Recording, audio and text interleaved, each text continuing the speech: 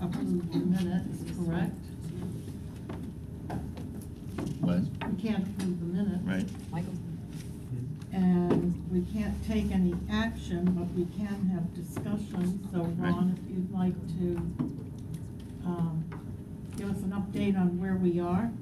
Sure, absolutely. Thank you, Madam Chair.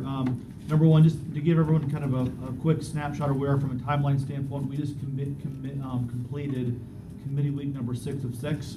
Session starts March the 5th.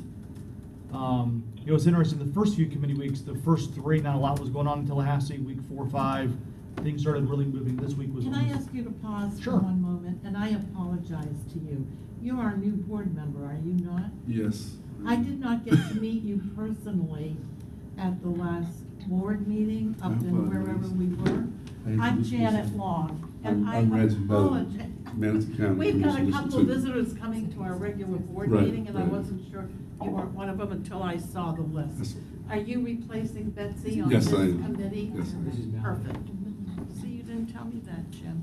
I figured that out all Oh, on yeah. my own. So there's 3 of us.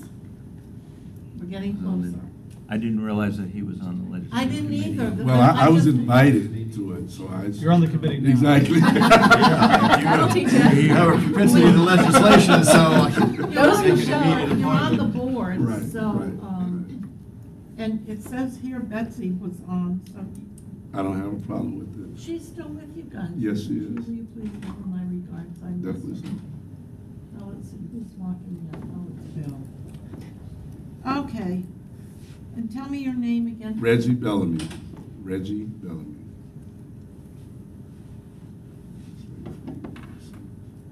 Well, it's a pleasure to have you, Commissioner Bellamy. Thank you for being here. You had a little bit of a ride.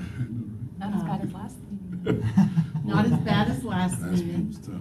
So please proceed. So we just committed our final committee week before session. Session starts March the 5th.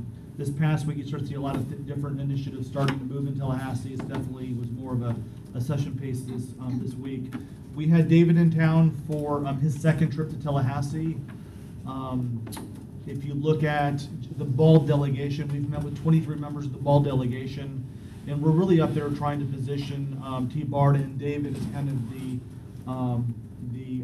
expert and one of the leaders on transportation for the region. So I think mission accomplished on that so far. Again, 23 ball members.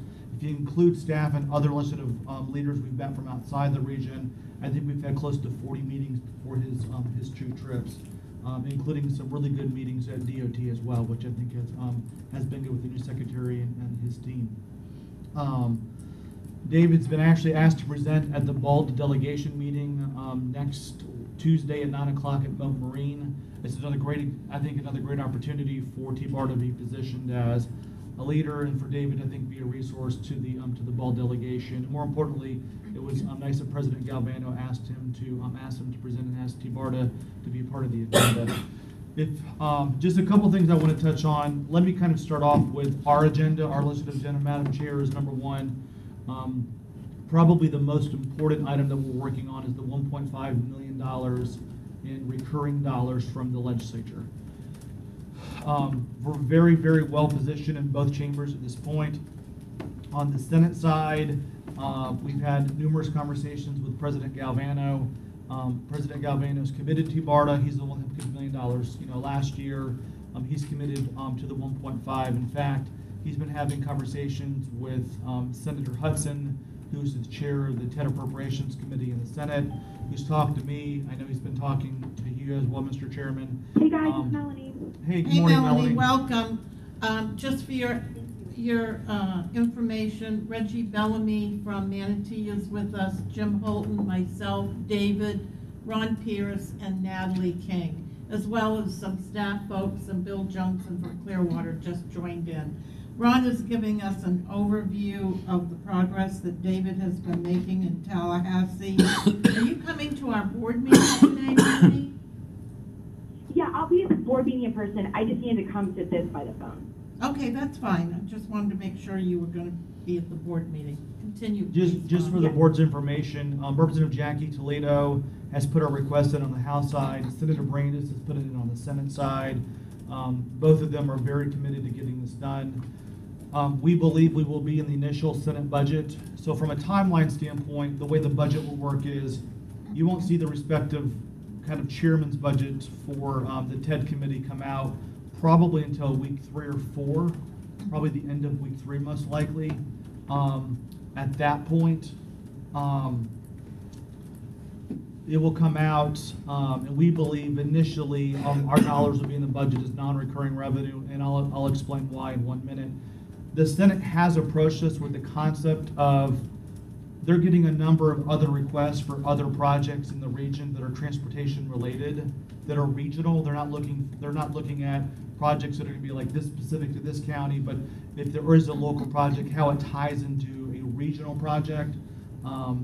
They've approached myself and Alan Susky, our other lobbyists, with the idea, and I believe they've also reached out to you, Mr. Chairman, as Yes. well, with the idea of, is there an opportunity if they put additional dollars above the 1.5 million, if there's other planning projects that are transportation related for the region, would TBARTA be willing to have the conversation about to be the leader on taking the lead on those projects from a planning process standpoint?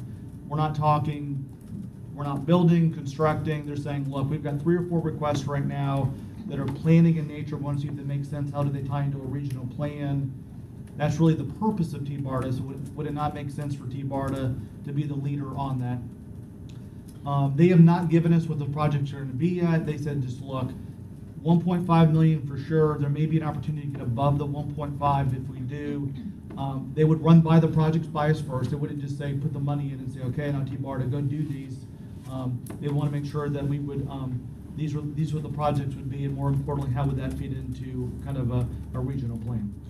So I have a couple questions as it relates to that. Debbie, Yes, I'm ma'am. bypassing you for a moment just because she's been handling so much of behind the scenes on the finances. I hope you don't mind. Does that position us, and forgive the question, it's just because I don't know enough, but would that position us to then be able to pull down additional dollars from the feds? Pretend for a minute that we ended up with 3 million. I don't think it would give us additional funds. Our additional funds from the feds comes from what we do with the commuter assistance program and how that grows that money. But we have the $3.7 million available to us probably within the next 6 weeks.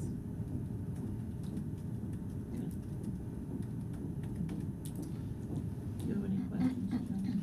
Well, I'll confirm exactly what Ron said, and I think it's good because they indicated to me as a general proposition, Senator Hudson did, that, you know, let's kind of make TBARTA a clearinghouse for regional transit initiatives.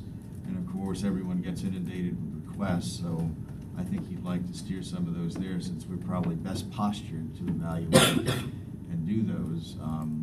So I think we have to take them and review them on a case-by-case basis as they come along. There's nothing yet, to me, has been designated specifically or anything like that. It's more of a conceptualized process. And Madam Chair, and the one thing we've been crystal clear on in this process has been, we would welcome the opportunity to be that clearinghouse, but the 1.5 is the most important ask right now. So anything above 1.5, but that 1.5 number is something that we really need. Recurring. So from a recurring and non-recurring standpoint, do not be surprised initially, in the Senate budget initially, we will be putting most likely in all non-recurring revenue.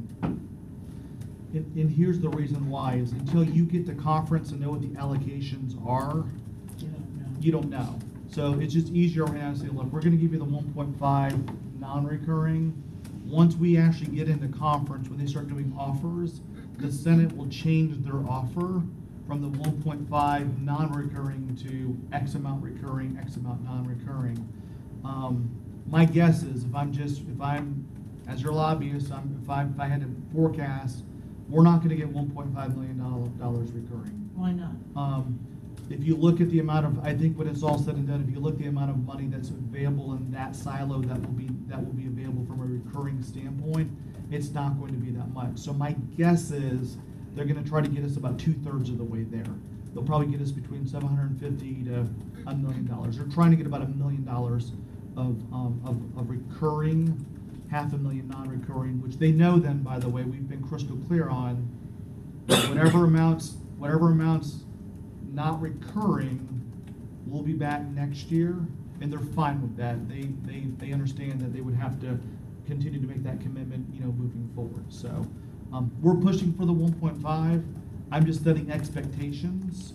Getting to all of it 1.5 may be difficult, but there would be a plan there, so. If it was easy, we would have had it already. I know. And frankly, from where I'm sitting and watching what's gone on in our region, my expectations are very high, based on what Senator Galvano has said publicly and what he has said to me personally, and the fact that they all know how hard we have been working to move this issue forward on behalf of our region. And Ron, it's been 40 years. I know, yes, ma'am. More than that we've been working on this stuff.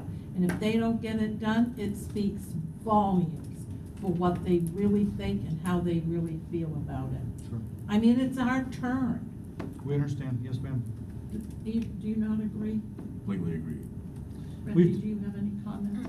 I'm actually Please. learning on the go, to be honest with you. But Well, you know how bad things are in Manatee. Oh, my We've God. gotta get going. I wasn't gonna get on my soapbox, but I will if You're you not want me here to be silent, by the Thank way. you. So, I just want to understand about the clearinghouse, all right? Because we're lobbying for a project right now, as far as we have bridge options, and we're going through the study phases, all right? So, once those study phases take place, will then TBARTA come in? Is that what we're saying, or TBARTA will? They're looking at TBARTA for more, the projects they're looking at right now are more innovation projects that are using technology for transportation. None of them are specifically roads or bridges. Bridges, okay. Yeah, everything they're looking at right now are all, Well, it's now- all would be technology related.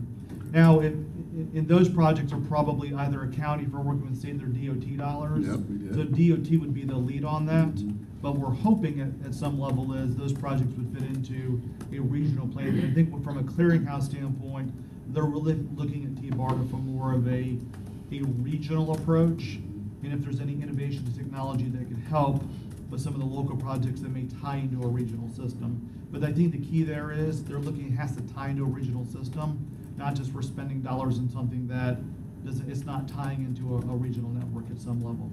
So, and Commissioner Bellamy, for your iteration, and just because you haven't been here that long. Right. Several months ago, we had our meeting in Manatee County, and your secretary from your district was present, and so was David Gwynn from District 7.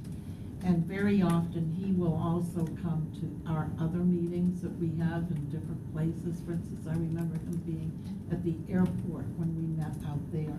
Everyone is deeply aware and concerned about the issues for Manatee, because the day we went down there for our meeting, were you there, Natalie? I can't remember if you were there. I was The way not it there, would be- Manatee. The day we went down there, all the bridges were closed because they had a bomb threat. Nobody could get back and forth. I was lucky. I went the night before because my son lives in your beautiful county, one of my sons. So we're very aware. These projects we're talking about right now that have been moving forward, they're the catalyst, the beginning of a spine. We're not leaving you out. Please Don't worry. Please don't. We won't.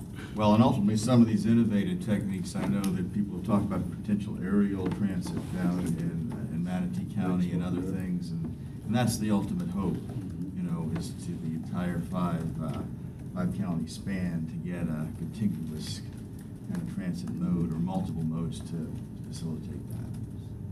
We're all on the same page, just I think these dollars are for the newer, innovative kind of projects. So I know how, excuse me, I know how deeply Senator Brandis feels about technology and the use of it. And you don't know this because I was just meeting David Gwynn and Ming Gao after our TBARTA meeting up in Hernando. Excuse me. And I showed him the little train, my vision for coming from Wesley Chapel down through Tampa and transitioning and coming over the Howard Franklin, across down into downtown St. Pete, right into the smaller footprint of the new stadium, potentially. That train runs from the, I don't know what you call those little gizmos that are in the highway, but that's what powers it going forward. It talks Catherine to. Starkey. Hey, Catherine, are you on your way? I am, but I had a little issue at my house, so I'm hoping to be there in time. Okay, well, You know, that's we're in the very far from me. we're in the midst of our legislative meeting. Yeah, I'm going to listen until 9, and then I have to get on a back legislative call that I'm vice chair of. Okay, great. Well, thank you for calling in. So now we have 4, Alan. No, 4 physically present. You have to Oh, have well, physically she's present. physically on the phone. We can hear her. That's why That's why we need the statute to be in there. That's why we need to change to the statute. The So- Attorney General says that you have to have 4 physically present. Talk to us about that. Sure. One other, my only final point on the appropriation, by the way, is we actually had a meeting with Representative Sprouse this week, and I think he's also committed to this from a House perspective. So we do have 2 dance partners on that. That's very important. This is not just the Senate issue. I believe there's a chance we could end up in the initial House budget as well. My guess is they may just be at different numbers initially, and then we'll keep you updated as that kind of moves through the process. The Enabling Act, we've met with Senator Lee, who's the chairman of the Transportation Committee in the Senate. Our 2 little issues are going to end up in the DOT package, which should be probably out the first week of session. Just to remind everybody, the 2 issues are, number 1, to allow the mayors to be able to appoint a designee from their city council to allow, in case if they're not able to attend a meeting. And number 2 is the ability to be able to vote by telephone. We took the language that's verbatim from Citizens that basically allows you to vote by, telephone or other electronic means if you're not able to physically attend a meeting. So we will include that in the DOT package in the Senate, and then we're also going to include working with Representative Brad Drake, who's the chairman of the Transportation Committee in the House, and that will also be included in the House Transportation Package. For those of you, transportation packages are a 50-50 chance of passing in Tallahassee. They typically either under their own weight. There's other transportation packages that are moving.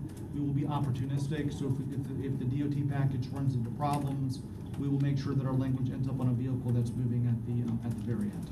Ron, can I just, Jenna, so the issue is not just allowing them to vote, but to count towards the quorum. That's what we took the Right, language. when I had put together the language, we took it right from the Citizens, but I just And that's want what, to make and sure that's what we that did. We literally cut. our talking point is the It's same. verbatim. We cut and paste Citizens language, and that's what we're going to use in our Enabling Act. Okay, I just wanted to make sure we're on the same page. It's Yep. count towards the quorum. It is. Because they can vote if we have a physical quorum present. But our problem is that we have trouble getting a physical quorum present. So Yeah. I just wanted to make sure we're on the same Yep. page. Yeah, so just to finish up my sharing the conversation about the little train, that runs on rubber tires, which he's very high on, and it's driven by technology. And so that meets the criteria for what you just said with regard to innovation, correct? It is, yes, ma'am. All the more reason for recurring. Make sure you point that out, please. Yes, ma'am. Thank you. We'll do it. 2 other bills I want to bring to your attention. Number 1, House Bill 385 and Senate Bill 898. 385 is by Representative Avila out of Miami. Senator Diaz is also from Miami. It's a general kind of transportation bill. The issue I'm about to explain to you has been out there for 3 years, has nothing to do with what recently happened in Hillsborough. It's an MDX issue from South Florida, the Miami-Dade Expressway Authority down there. There's language currently in 385, the House bill, that would state that referendums in the future, not any referendums passed today, but referendums in the future we could only spend those dollars from so if they're transportation dollars, you can only spend them on capital and not operating.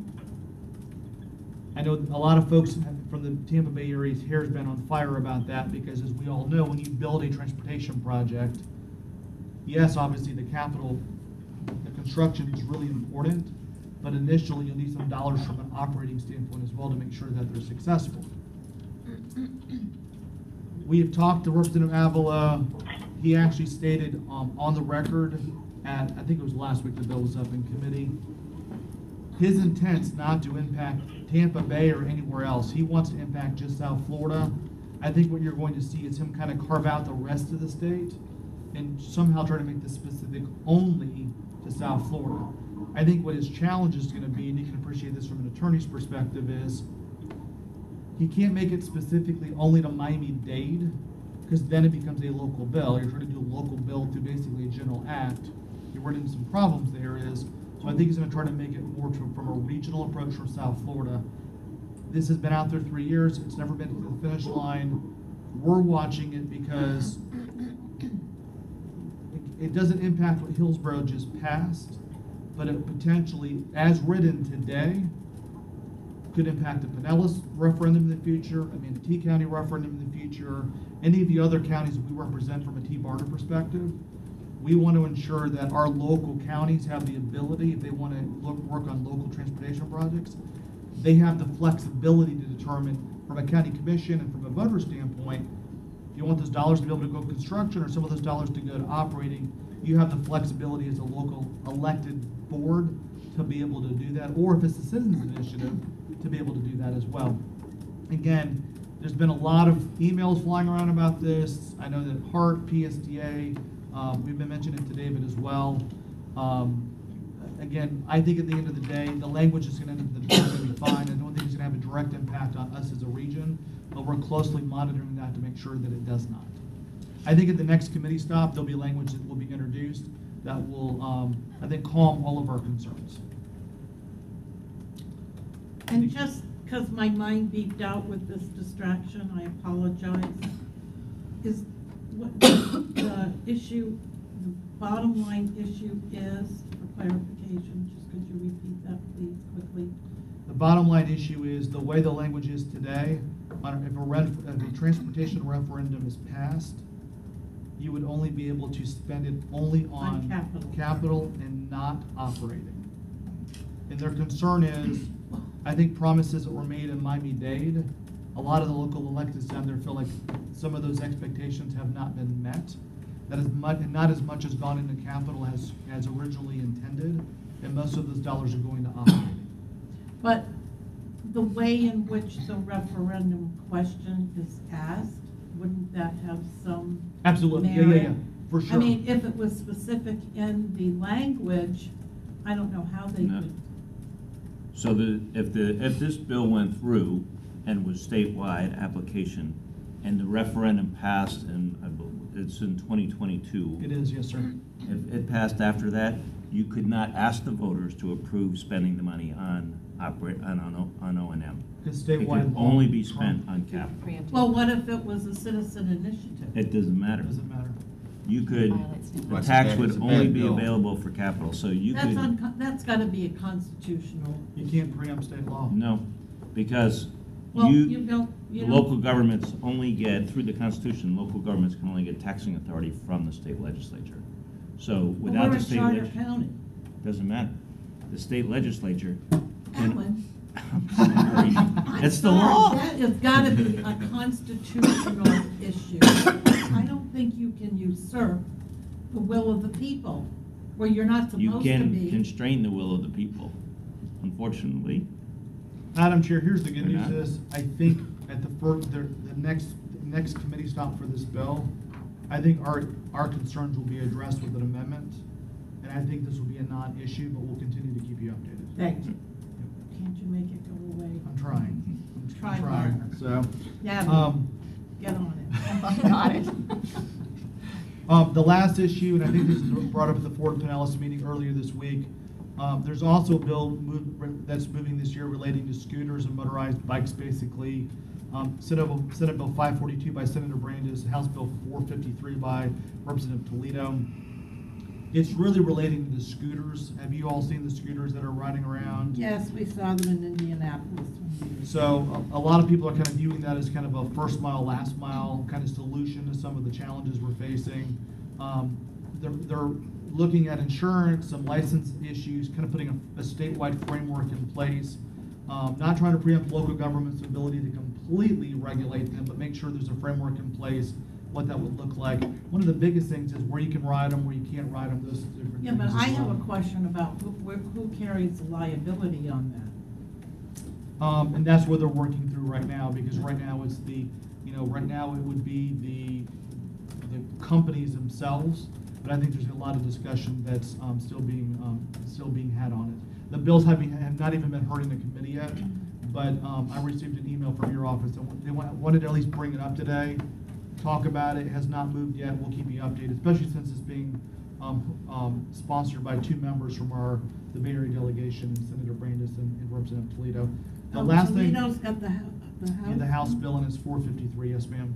The last thing I want to bring up to you is the West Shore interchange has become a big topic of discussion.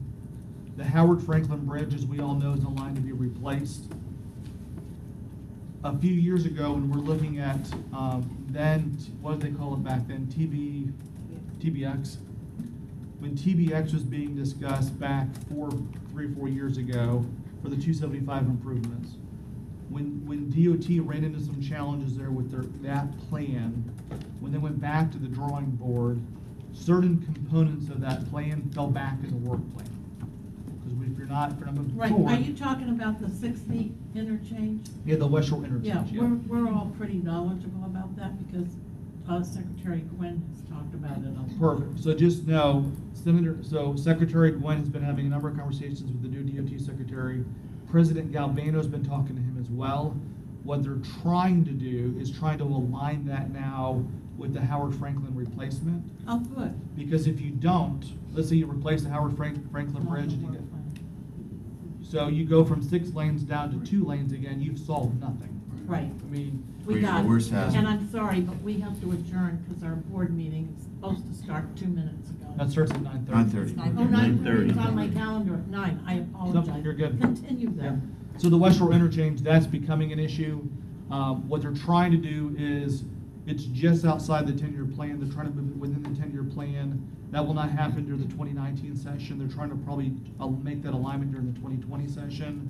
Then what they'll do is, if they can do that, they'll come up with some creative ways to finance that project, some type of a public-private partnership, some design-build finance project that would allow them to do that alignment with the Howard Franklin Bridge and the West Shore interchange at the same time. The business community, they've got like 25 or 30 different groups that are supporting this. Again, it's not a 2019 session issue. This will definitely be a 2020 session issue to make sure that they start moving up the work plan and get that funded. And Madam Chair, that's all that I have for the committee today. That's Ron, all. maybe I missed it. Did you talk about the bill that Senator Lee has introduced? I don't know, they may be interested in that because it would affect the referendum. So Senator Lee has introduced a bill that changes the timeline for, if you're gonna have either a citizen-led initiative, or if you're going to have if the county commission is gonna put something on the ballot, the punchline is, you have to have it done 6 months in advance, 180 days in advance now. And 180 days is the local government has to have it done. The OPAGA has to do the audit now. That has to be submitted in writing to them 180 days in advance. OPAGA never gets anything done in 6 months. You just have to, it's not even getting it done. They actually got the Hillsborough one done pretty quick. It's just notifying them that by the 180-day window, you're requesting the audit. Senator Lee believes they can get it done in 6 months.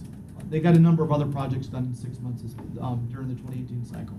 Well, they must have really beefed up the staff in there. Well, it's not, here's the good news, Madam Chair, it's not OPAGA that's doing it. OPAGA is contracting with a number of CPAs that are doing the audits.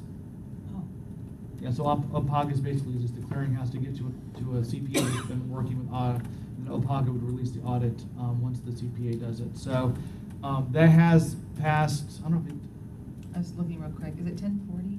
it's 10-4. I don't think it's been heard yet. I think it was just introduced Just last week. filed And I on the think it was- 14th, yeah. And I think it's in the process of being referenced. And there's not, is there a? There's not- compare bills by Brandis and Grawl, but there's nothing, There's not a matching. house companion. My guess is there will be a house companion.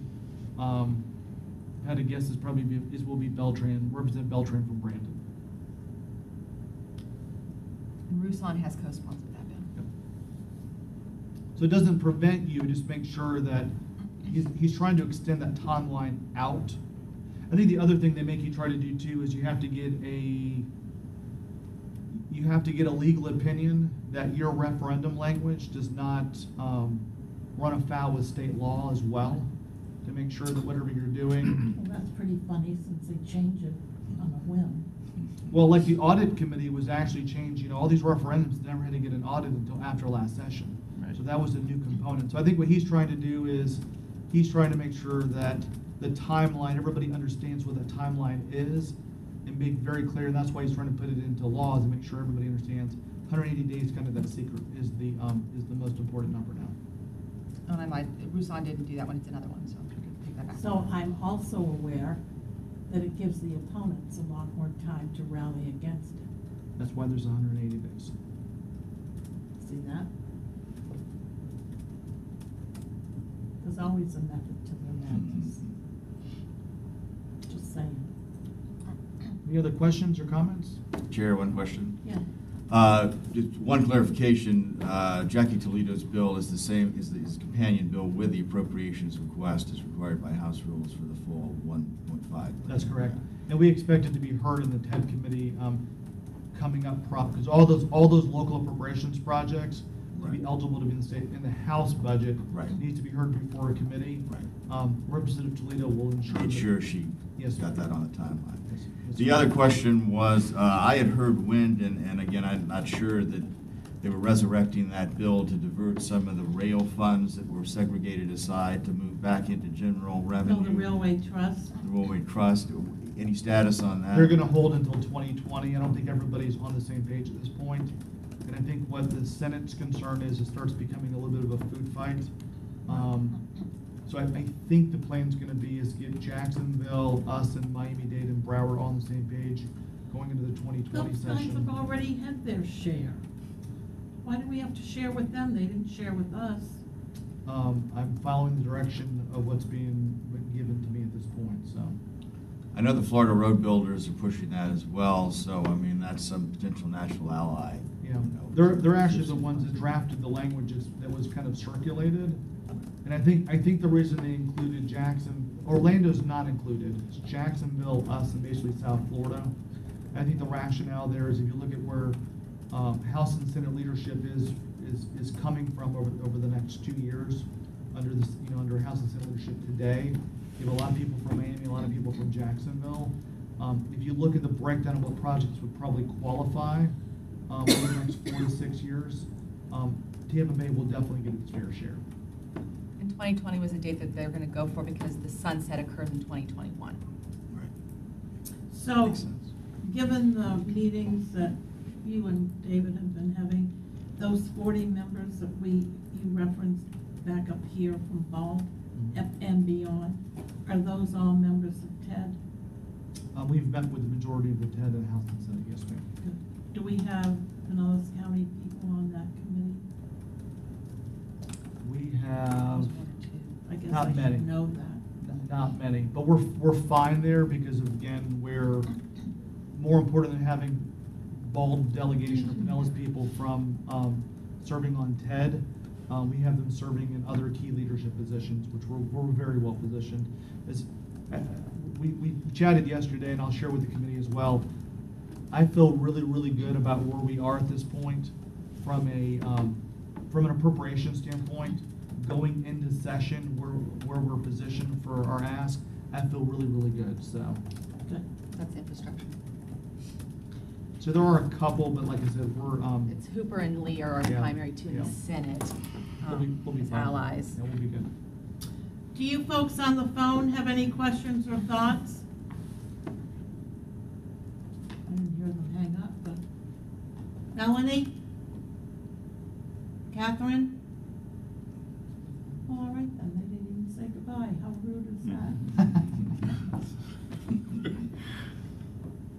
Do you have anything else, Jim? No, I just to say great job, and I think we're moving forward just as expected, and of course, the push is to keep that recurring revenue and get it as high as we can. Absolutely, yes, sir.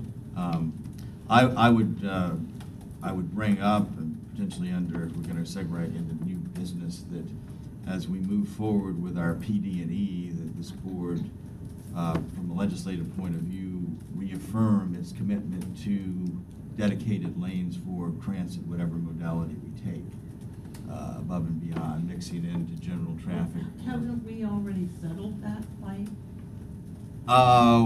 We hope so, but again, I think we need to reemphasize that, and David is shaking his head on that. I think a board reunification, so to speak, of that would be appropriate.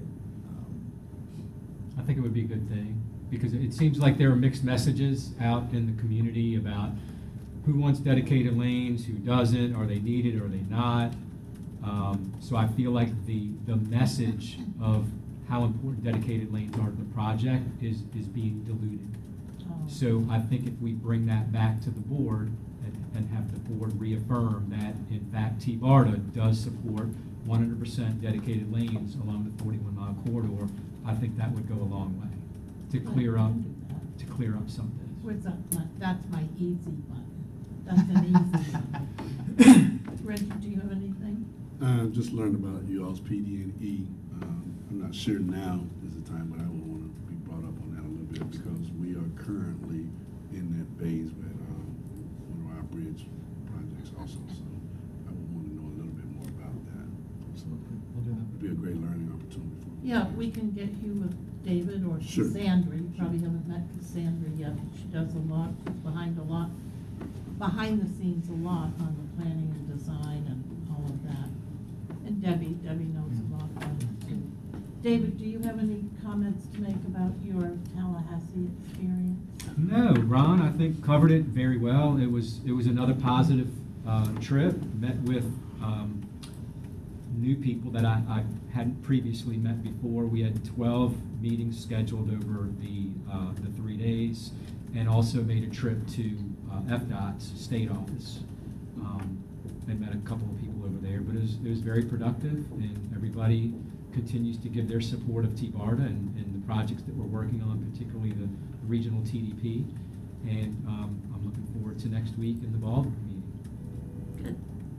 And again, I do have a third trip scheduled April 1st through the 3rd for one final trip up there. Is that the same time we're going? We're up there? piggybacking with the PSTA team. Oh, excellent. Well, we'll Be a all joint meeting.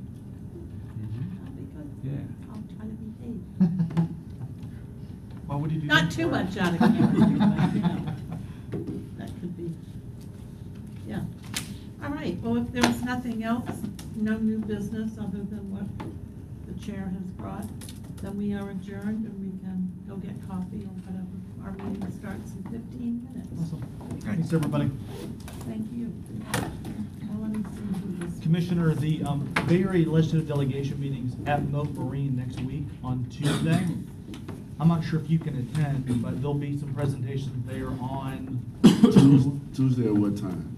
9 o'clock. 9 or 9:30, let me double check. You can't come in That's, from those are our board Manatee meetings. Oh, Is it? no. Yeah. On Tuesday, that's what we have, Yeah. Manatee County board meetings. What time do you get wrapped up with your board meeting? Sometime they finish about 3:34. Wow. I'm sorry. I just experienced my quickest one. We decided not to go to lunch. It was over like 12:30. Okay. And the reason I was asking is we just thought it could be opportunistic. Right. Since we're down there, if you were available, we could even maybe parlay that time to meet afterwards, grab a snack, you know. So maybe we just stay in contact. We were trying to schedule you a lunch with an elected official, Right. depending on if that lands or not. Right. We may want to, Please, you know, coordinate schedules. please. And then you guys can dig in a little deeper Sure. and, you know. so. When are you all down there? If you don't, so it's next Tuesday. Next Tuesday, we'll be down, start at 9, and that meeting is scheduled to go through noon. So we were looking to schedule a lunch preceding that with I would- somebody down there. I would. We can do lunch because we break for lunch. We are Okay. just consistent with that. So if you want me to have Sherry to reach out to you, or you all reach out to Sherry. And yeah, let me give you my card, and if you Please. want to give this to your scheduler, then we can make sure we connect. And either myself or Caitlin Bailey on my team will make that happen for you. Thanks. Good. Very good. Natalie will be in the board meeting, be doing the brief professor. We're downstairs. Thinks he's smart or something, go teach other people stuff. Our leaders of tomorrow. Yes, my last one in the class. You did Good. But we're not, Very good. but we're not presenting anything, so I just figure I'm there for if you have a question that you want me to. Yeah, because they got to solve all our problems. When I'm retired, they got to like. Yeah, good job. Thanks, sir. Thing these days. Thanks, sir. Not in the board